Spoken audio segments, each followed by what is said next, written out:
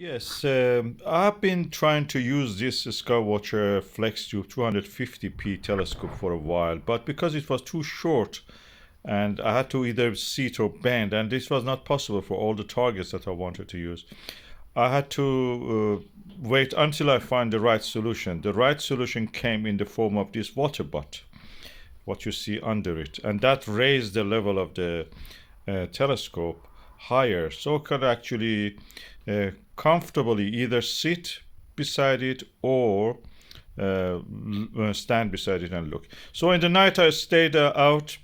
It was just a few minutes after the midnight. A few clouds there, they were covering Jupiter, but by the time I started to actually observe, Jupiter was invisible, but you could see it through the telescope. So I put my camera, mobile phone camera, on the eyepiece. This is a this is a Baader.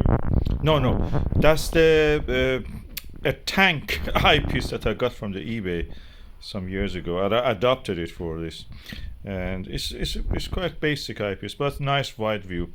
And I was able to see the Jupiter and its Galilean moons. You can see from the right to left, which I will mark now. You can see Callisto, Io, Europa, Ganymede, and Callisto. Jupiter is also the bigger blob. And I was pleased with that, but the Jupiter was overexposed. So I tried to use the Baader Morpheus 6.5mm to take some images. I used the setting of the telephone just to reduce the glare of the thing. I could see the Io.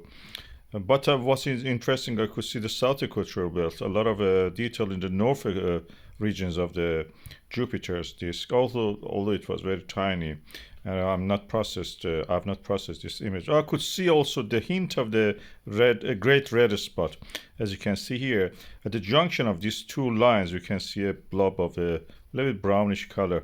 It's at the moment the features on the Jupiter are a little bit faint. You see them in the images, they're very good. After that it gets very cloudy. Then when I waked up, Jupiter was behind the trees and I could see the Pleiades and the Canopus in the sky.